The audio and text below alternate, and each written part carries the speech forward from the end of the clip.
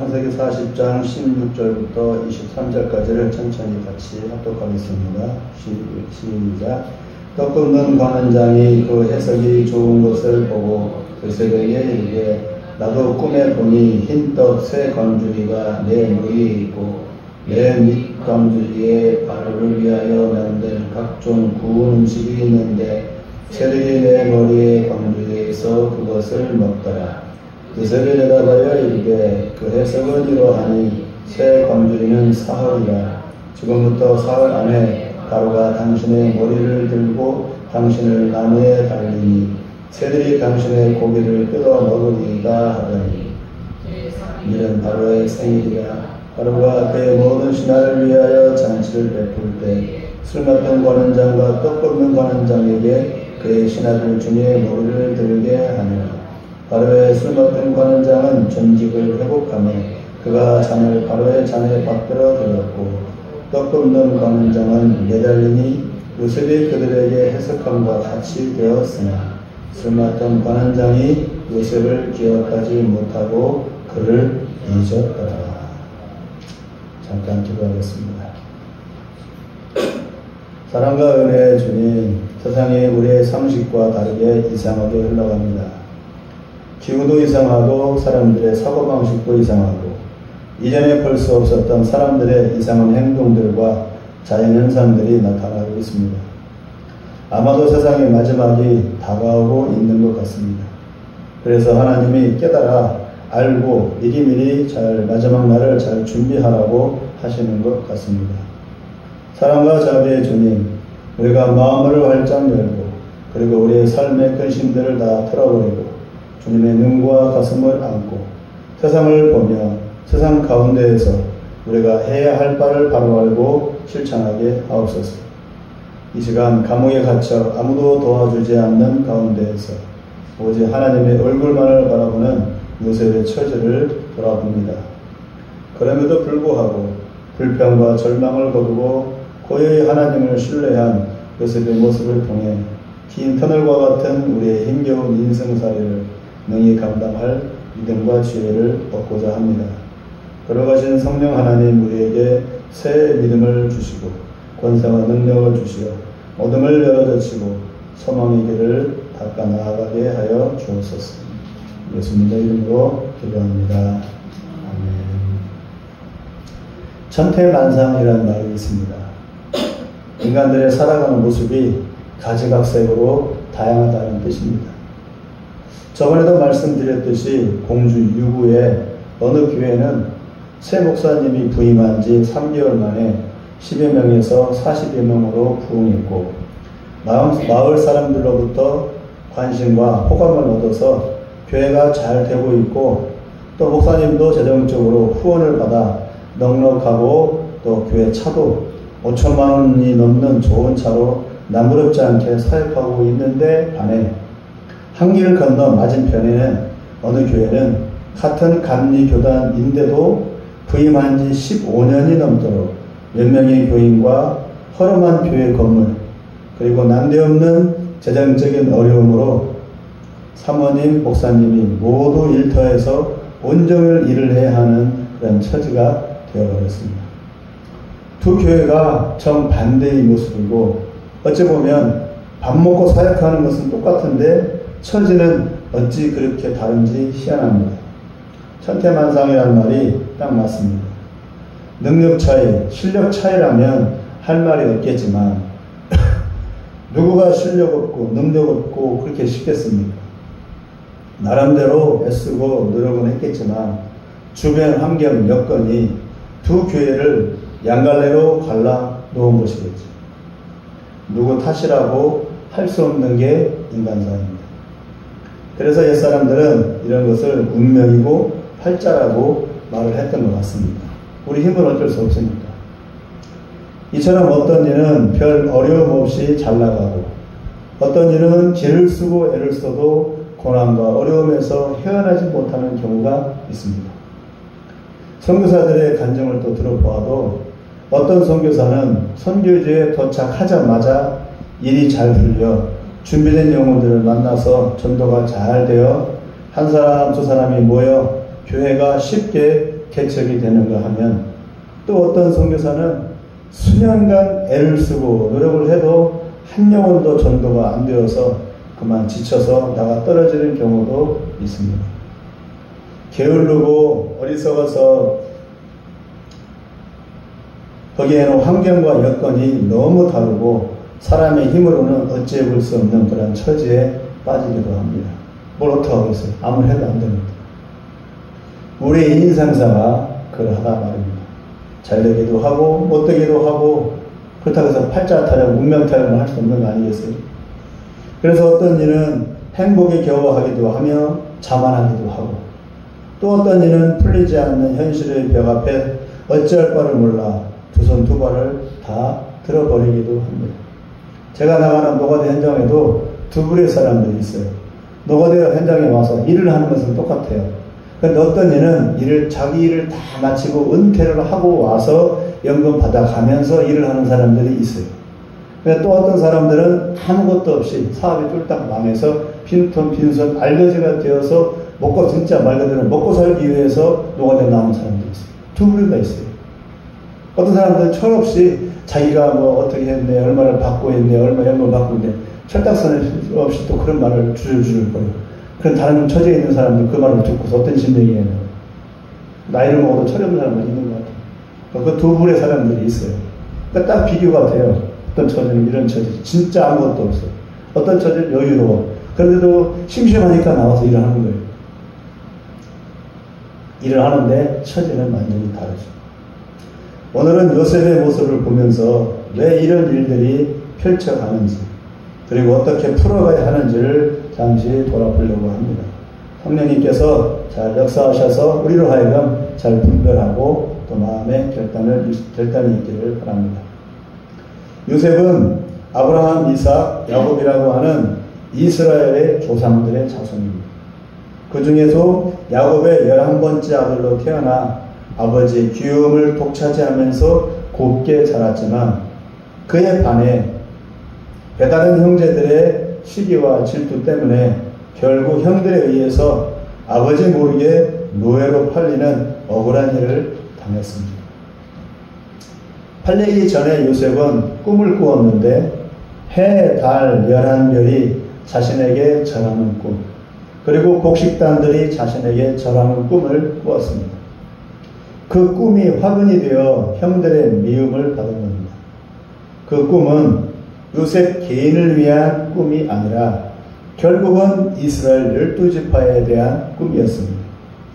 하나님은 요셉이 형들의 경배를 받을 만큼 위대하게 된다는 의미로 그 꿈을 주신 게 아니고, 많은 목사님들이 이렇게 설교를 하죠. 요셉의 축복이라고 해서 요셉이 꿈을 통해서 축복받는 그런 꿈을 꿨다. 반말하는 거죠. 반말. 더 나아가지 못한 거예요. 그게 아니고 요셉을 통해서 12지파 중에 장자 명분이 요셉에게 주어지게 됨을 미리 보여주는 것입니다. 즉 그 꿈이 이루어지기까지에는, 다시 말하면 숱한 고난과 역경과 인생 과정을 거쳐야 하는 것이기 때문에, 결국 그 꿈은 요셉이 형들의 경배를 받는다는 게 아니고 요셉이 어떤 고난과 역경으로 가득한 그런 험난한 인생을 살아가야 하는가에 대한 예고의 의미도 담고 있는 것입니다.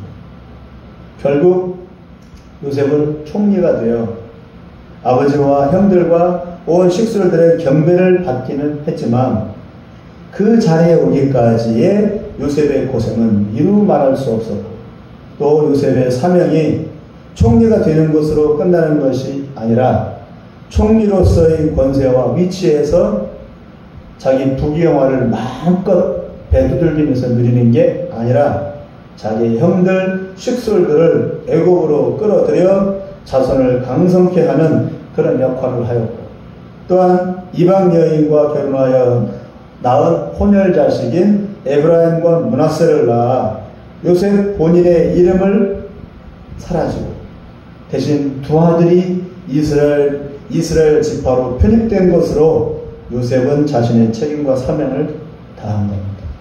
요셉은 그걸 끝났어요. 애굽에서 요셉의 인생은, 그리고 그 이름도 끝났어요. 그 이후에 요셉의 이름은 없어요. 이스라엘 지파에. 대신 두 아들, 두 아들은 혼혈 자식이에요. 순수 혈통 유대인이 아니라 에브라임을 낳았어요. 그 두 분의 혼혈 자식이 이스라엘 12지파로 들어가게 된 겁니다. 그리고 에브라임이 바로 이스라엘 12지파의 장자 명분을 갖게 된 것이죠. 그 역할을 위해서 총리가 된 거예요. 총리가 목적이 아니라. 그런데 많은 교회에서 목사님들은 총리가 됐다. 그것만 따져. 복만 따져. 복 받은 다음에 할 일을 생각도 안 해요. 그래서 결국 그 복이 저주가 된 겁니다. 어쨌든 노예로 팔려 애굽의 군대 장관 보디발의 눈에 띄어 그 집 사환으로 고용되었다가 보디발의 아내의 수작에 걸려서 모함을 받아 죄 없이 지하 감옥으로 갇혀 들어가 노예에서 사환에서 다시 죄수가 되었습니다. 요셉의 인생이 파란만장합니다. 그의 노력과 의지와는 아무 상관이 없죠. 노예가 되고 싶었겠어요? 사환이 되고 싶었겠어요? 죄수가 되고 싶었겠어요? 그의 의지와는 상관없이 그냥 그렇게 흘러갑니다. 세상 사람들이 말하듯이 요셉의 팔자입니다. 그러나 요셉의 뒤에는 하나님이 계셨다고 합니다. 이것이 문제입니다. 창세기 39장 21절, 23절을 같이 한번 읽어보겠습니다. 창세기 39장 먼저 21절로 시작. 여호와께서 요셉과 함께 하시고 그에게 인자를 더하사 간수장에게 은혜를 받게 하시며. 그 다음에 23절입니다. 시작. 간수장은 그 재반 무엇이든지 살펴보지 아니하였으니 이는 여호와께서 요셉과 함께 하시니라. 여호와께서 그를 범사에 형통하게 하셨더라. 두 구절에서 공통점 뭡니까? 하나님이 요셉과 함께 하십니다. 그러니까 요셉은 그냥 이유 없이 고난당하고 이유 없이 죄인이 되고 이유 없이 노예가 된 것이 아니라 바로 하나님이 함께 하시는 그 뜻 가운데에서 이루어지는 의미 있고 목적이 있는 그러한 파란만장한 인생을 살았다 그럽니다. 그럼 왜 하나님이 함께 하십니까? 어떻게 함께 하십니까?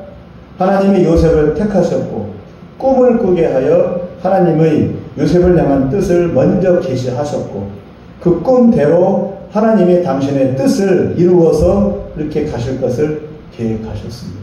내가 네 인생에 개입할 거야. 이 꿈대로 내가 네 인생을 그렇게 끌어갈 거야. 이렇게 계시한 거, 예고한 겁니다. 그렇게 함께 하신 겁니다. 하나님의 구속사를 요셉에게 심으신 겁니다. 마냥 그냥 요셉을 복주기 위해서가 아니라 요셉의 일생을 통해서 하나님의 구원이 이루어져 갈 것입니다. 그러므로 요셉의 일생은 팔자소관이 아니라 하나님의 계획과 섭리 안에서 펼쳐지는 의미 있고 목적 있는 소중한 인생이라 그겁니다. 고생스러울지라. 비록 요셉의 고생이 특이하고 억울하고 도무지 이해가 안 될지라도 하나님은 계획하시고 역사하시고 또 이루어 가시는 겁니다. 죄수로 감옥에 있으면서도 하나님이 요셉과 함께 하시어 요셉은 죄수가 된 자기 신세를 한탄하거나 주눅들거나 절망에 빠지지 않고 오히려 평상시처럼 열심히 그리고 성실히 생활하여 간수장으로부터 인정을 받았습니다. 감옥에서도 인정을 받았대요. 오히려 감옥에서 인정받아 자신이 할 일을 맡게 된 겁니다. 할 일이 생겼다 그겁니다. 할 일이 있다는 게 얼마나 큰 복인지 아세요? 할 일이 있다는 게. 아까 말씀드렸죠? 터키에 사지 60 멀쩡한 젊고 잘생긴 청년들. 일이 없어가지고 겨울에 이렇게 담벼락에 쪼그려 앉아있어. 옛날 우리나라 사람들 담벼락에 다 쪼그려 앉아서 있어. 양다리에 햇볕 쬐고 있었잖아요. 그런 모습처럼 지금도 저기 터키 가면은 겨울에 늙은이들이 아니라 젊은이들이 담벼락에 쪼그려 앉아있어요. 일이 없어가지고. 그리고 여기들 보면 돈 달라고 그래. 그게 뭐 하는 짓이냐고. 일이 없어서. 일을 하고 싶은데. 그래서 그렇게 우즈베키스탄 청년들이 왜 이렇게 한국에 오고 싶은 거예요. 한국엔 일이 많으니까. 일만 벌면은 자기 물가 8배가 비싸니까. 8배를 살 수 있는 거죠. 우리나라에서 와서 지금 그 사람들이랑 우리가 똑같이 만약에 한 달에 200만 원을 번다고 쳐요. 우리는 200이에요. 200만 원이에요. 여기서 사니까. 근데 우즈베키스탄 사람들은 200을 가지고 그 나라에 가면 1600만 원을 버는 거예요. 8배가 물가 차이 8배. 여기서 벌어서 보는 집 한 채, 두 채 땅도 사요. 우리는 여기서 벌어서 택도 없죠. 입에 불철하게 바쁘지. 그러나 외국인들은 안 그래요. 그러니까 이렇게 오고 싶어 하는 거예요. 일을 찾아서. 유학을 와요. 명목은 유학인데 사실은 돈 벌려고 일하려고 공부를 안 해요. 일하는 것이 일이 있다는 게 복입니다. 요셉은 감옥에서도 뭐가 있었다고요? 멍하니 있는 게 아니라 할 일이 있었대요. 할 일이 있으니까 자기 신세 한탄할 겨를이 없죠. 일을 해야 되니까. 아셨습니까? 김선희 사님, 김영 사모님, 일이 있다는 게 복입니다.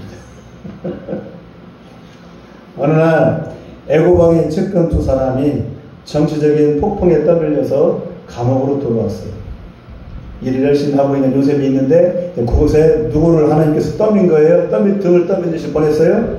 난데없이 두 사람이 들어왔어요. 그것도 왕의 측근 두 사람이. 짜고 치는 모습 똑같아요. 꼭 짜고 치는 계획적으로 좀 보내는 것 같아요. 첫 번째 사람은 떡 굽는 사람. 아마도 왕의 식사를 책임지고 감독했던 대장경에 나오는 그런 것처럼 그런 사람인가 봅니다. 매우 중요한 자리, 직책이죠. 왕의 음식을 늘 책임지고 또 왕을 독살할 수 있는 그런 것을 사전에 막아야 하는 직무이기 때문에 그가 꿈을 꾸었고 요셉은 그 꿈을 해석해 주었는데 그 꿈의 내용은 결국 그 사람이 매달린다는 꿈이었어요. 처형된다는 꿈이었어요. 요셉의 해몽을 듣고 그는 절망하거나 무시하지 말고 조심조심해서 살아남기 위해 그 감옥에서 나간 다음에 신중하게 살아야 했는데 결국 정치 싸움에 휘말려 그는 결국 처형당하고 말았어요. 꿈을 해몽해 주었을 때는 이것이 운명이니까 넌 죽을 거야. 그게 아니에요. 너는 죽을 수 있으니까 준비해. 그런 의미예요. 그런 의미를 해몽을 해주는 겁니다. 넌 죽을 거니까 어떻게든 넌 죽을 거야. 그게 아니에요. 그럼 꿈 해몽을 뭐하러 해? 할 필요가 없죠. 죽을 수 있으니까 조심하라. 해주는데 이 사람은 그냥 나가면서 좋아서 잘 될 걸로 풀릴 줄 알았는데 사실은 그러지 않았어요. 두 번째는 술 맡은 관원이었습니다. 늘 술을 가까이 하는 그 시대 제국의 왕의 옆에서 왕이 마시는 술을 감독을 했으니 이 또한 매우 중요한 직분이죠. 결국 그의 꿈도 해석하여 그가 감옥에서 풀려나 회복된다는 것이었습니다. 그러나 그는 풀려난 뒤에 꿈을 해석해 준 요셉을 까마득히 잊어버렸고 요셉은 잊혀진 존재가 되었습니다. 그에게 한 가닥 희망을 걸고 부탁을 하였지만 그는 자신의 입신 출세에 정신이 팔려 감옥에 갇힌 요셉을 까마득히 잊어버린 겁니다. 40장 23절을 읽어보겠습니다. 40장 23절이요. 시작. 술 맡던 관원장이 요셉을 기억하지 못하고 그를 잊었더라. 은혜를 잊어버린 술 맡던 관원에 대해 요셉은 별 감정이 없었나 봅니다. 서운하다는 감정도 없었는 것 같아요. 성경에는 그런 말이 안 나와요. 성경에는 아무 말이 없고 다만 41장 1절에서 만 2년이 지났다고만 말씀을 합니다. 그 2년 동안 문제는 그 2년 동안 요셉은 어떤 심리였을까? 잔뜩 기대를 했었는데 술 맡은 관원장은 자기를 잊어버렸어요. 이제 앞으로 평생 영원히 감옥에서 살아야 될 수도 있는 상황이죠. 한 가닥 희망이 깨어지고 잊혀진 존재, 버려진 존재로 살아야 하는 심정이 어떠했을까? 막막할 수도 있겠죠. 하나님이 주신 한 가닥 희망의 줄, 기회인 줄로 알았는데 그것이 아니었나 봅니다. 하나님은 요셉과 함께 하시니 그의 인생과 또한 함께 하십니다. 그리고 항상 평탄하고 잘되게만 하시지는 않습니다. 지하 감옥에서 희망이 끊어진 채 사는 2년간의 시간 속에서 요셉은 사람을 의지하고 환경을 의지하는 자신을 탓하며 다시 마음을 추스렸을 것 같습니다. 너 나가면 꿈 해보게 술 맡은 관원에게 당신 나가면 나를 내 이름을 기억해 주세요 라고 성경에 나와 있거든요. 그러니까 요셉은 그 사람을 의지했겠죠. 혹시라도 이 사람이 왕에게 잘 말을 해서 자기를 꺼내주지 않을까. 그런데 택도 없이 그 사람은 까마득히 잊어버립니다. 그러니까 요셉의 그러한 기대의 줄, 사랑을 의지했던 기대의 줄을 다 깡그리 하나님께서는 지워버리고 누구만 의지하라고요? 하나님만 의지하고. 그리고 그 2년의 세월 동안 네 스스로 인내하면서 그 시간을 네가 네 몸으로 버텨내라. 2년을 점프하는 것이 아니라 2년을 네 몸으로 지렁이가 기어가듯이 그렇게 몸으로 부딪히면서 2년의 고통의 세월을 지나라. 연단이고 훈련이죠. 요셉을 통해서 요셉으로 하여금 하나님만 의지하는 믿음 훈련을 시킨 것 같아요. 그런데 이 훈련을 받는 이름은 거창해. 하나님이 연단. 하나님 훈련 얼마나 듣기 좋아요. 근데 실제로 연단 훈련을 당해보시라고요. 어떤 맛인지. 한마디로 죽을 맛이죠. 자기 인생 그냥 다 내려놓고 싶은 그런 심정이죠. 그 세월을 요셉은 견뎌낸 겁니다. 그 2년이 지난 후에 이렇게 말하고 있는 거예요. 언제 어디에요? 어디 말이죠? 41장 1절에 만 2년 후에 이렇게 간단하게 나와요. 성경은 긴 설명도 안 해요. 2년 동안 어땠을까? 우리가 추측을 우리가 상상을 할 수밖에 없어요. 앞뒤를 가려가지고 연결시켜서 지혜가 목에서 희망이 끊어진 채 사는 2년간의 시간 속에서 요셉은 사람을 의지하고 환경을 의지한 자신을 탓하며 다시 마음을 추스렸던 것 같아요. 이제껏 내 인생에서 함께 하신 하나님, 아버지의 사랑 속에서 꿈을 꾸게 하시고 팔려가게 하시고 죄수가 되게 하시면서도 비참한 신세가 아닌 감옥에서도 인정받는 존재로 살게 하시고 자신을 통해 무언가 일하시는 그 하나님을 느끼며 요셉은 절망과 탄식이 아닌 하나님께 대한 믿음과 신뢰를 더 깊이 다졌습니다. 그 2년의 시간은 하나님이 기다려주시는 시간이기도 합니다. 요셉의 심정을 헤아리고 2년 동안 마음을 정리하고 믿음을 새롭게 하는 연단의 시간으로 보내게 하셨습니다. 좋은 시간이죠. 요셉에게. 그리고 그 시간이 차고 요셉이 준비가 되었을 때, 즉 그 2년 후에 난데없이 애고방이 또 꿈을 꿉니다. 이것도 한마디로 계획된 것 같아요. 아까 뭐라고 말했죠? 그러면 짜고치는 모습입니다. 애고방이 또 난데없이 꿈을 꿔. 만 2년이 지나니까. 연거푸 비슷한 내용의 꿈을 꾸고 나서 범상치 않고 뭔가 뜻이 있는 꿈이라고 여겨 그 왕은 두려움과 의문을 품고 해석할 자를 정신없이 찾게 됩니다. 그때 때마침 예전에 요셉이 꿈을 해석해 주었던 그 술맡은 관원이 나서서 요셉을 추천하게 됩니다. 이때를 위하여 하나님은 술맡은 관원을 준비시켜 놓으신 것이겠죠. 이때를 위하여. 요셉의 처지와 노력과는 상관없이 얘기가 이렇게 전개된 것입니다. 누가 그리했습니까? 팔자 운명, 우연입니까? 결국 요셉과 함께 하시는 하나님의 치밀한 섭리입니다. 현실적으로는 애고밤이 꿈을 꾸었지만 결국은 하나님이 요셉을 감옥에서 빼내어 쓰시고자 하시는 뜻대로 이루어지는 것입니다. 왜 하필 총리입니까?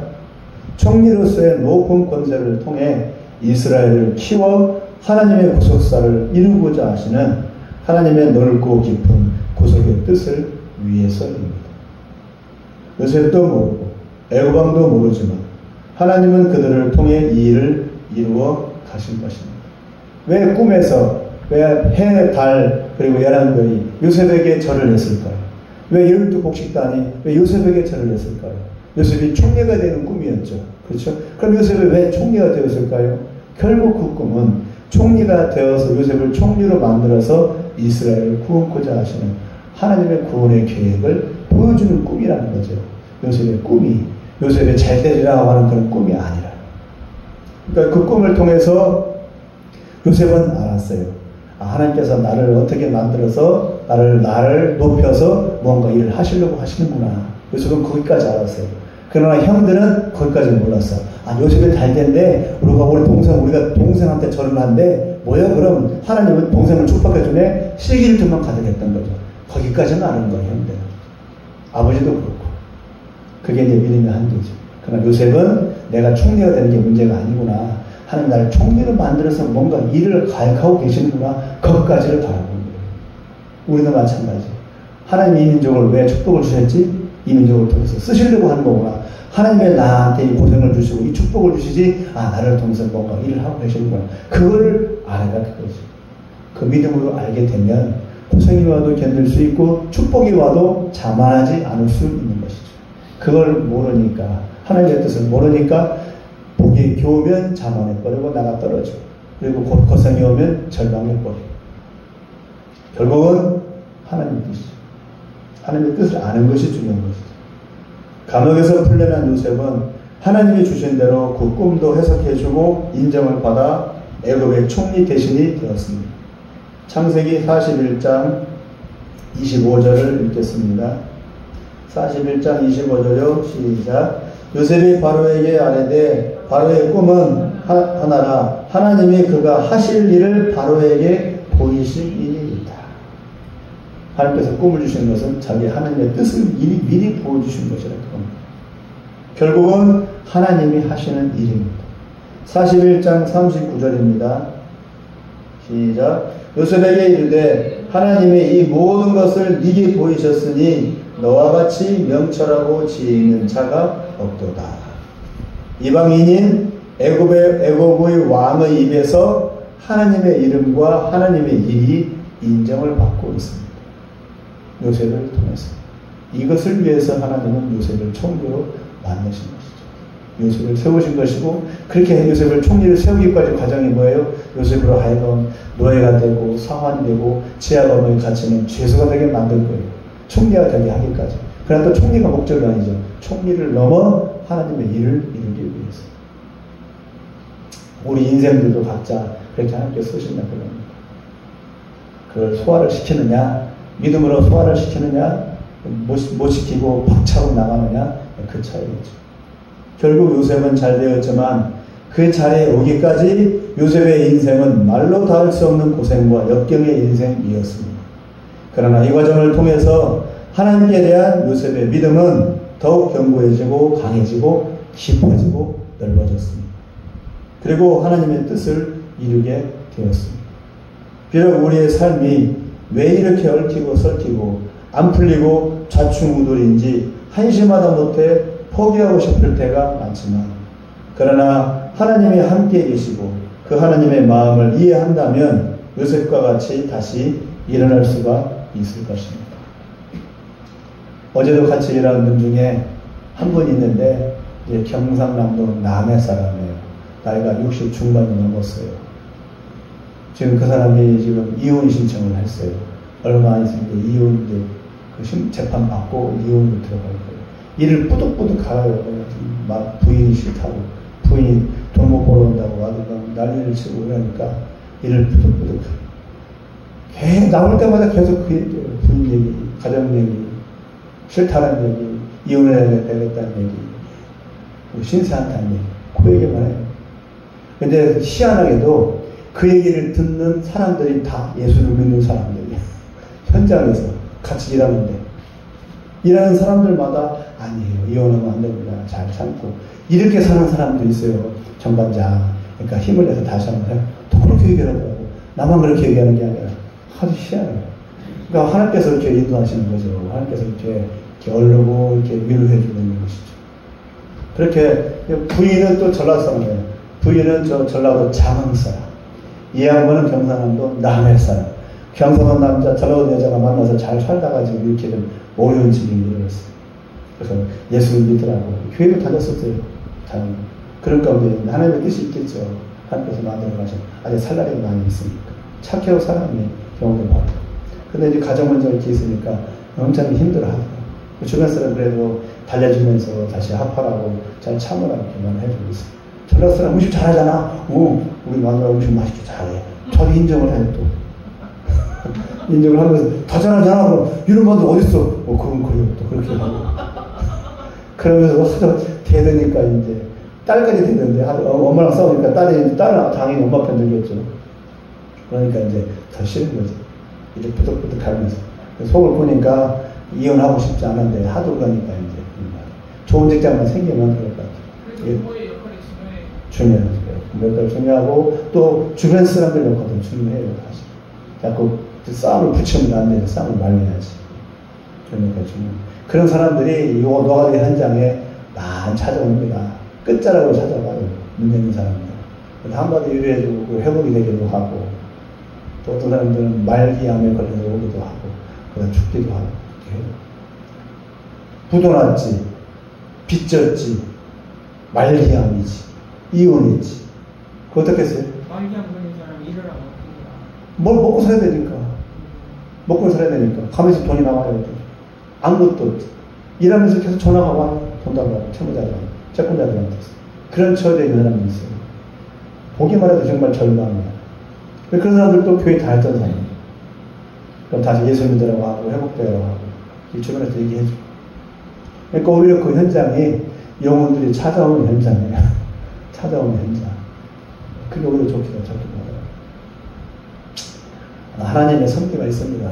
우선 잘 먹고 잘 사는 것이 하나님의 뜻이 아니라 예수를 잘 믿고 정권 주시는 뜻이니까. 네, 그렇게 살다가도 성공하기만 하면 신앙 믿음 회복하면 되는 거죠. 그런 여러 사람이 있었습니다. 하나님은 요셉의 한순간이 아닌 전 인생 속에서 함께 하셨던 거예요. 한순간이 아니라 그 인생 발걸음 속에서 긴 인생사에서 하나님은 순간마다 내 앞길을 인도하고 계십니다. 그 사실을 믿고 꼭 붙잡아서 오히려 그 위기를, 그 어려움을 전화위복의 은혜를 누려야 할 것입니다. 그러라고 오늘 본문의 말씀 우리에게 교훈으로 주시는 것 같아요. 말씀을 읽겠습니다. 자기의 뜻대로 인생사가 풀리지 않습니다. 모든 게 잘 되지도 않습니다. 오히려 그것이 하나님의 이름을 부르고 그분의 바짓가랑이를 붙잡을 수 있는 좋은 기회가 됩니다. 그러므로 고난이 유익이고 사랑하는 자식을 위해서는 떡이 아닌 매를 주십니다. 사람들은 요셉이 총리가 된 것을 요셉의 축복이라고 말합니다. 그러나 더 큰 축복은 요셉이 이스라엘을 강성케 하는 역할을 하는 것이고 결국 이스라엘을 모태로 하여 구원자 예수님이 나게 하신 것. 그것이 요셉의 축복입니다. 총리가 된 게 축복이 아니라 하나님의 구속사에 매우 중요한 역할을 한 것이 총리가 된 것보다 더 큰 축복입니다.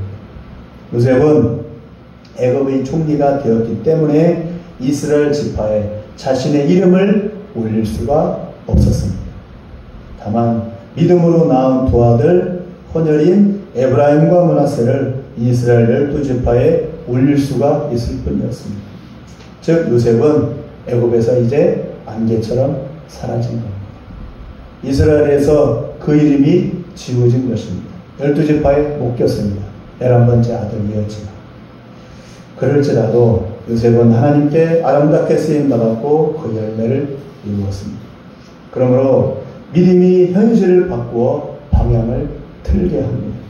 절망으로 빠져들어갔을 요셉을 일으켜 세운 것은 하나님의 비전과 약속에 대한 그 믿음이었습니다.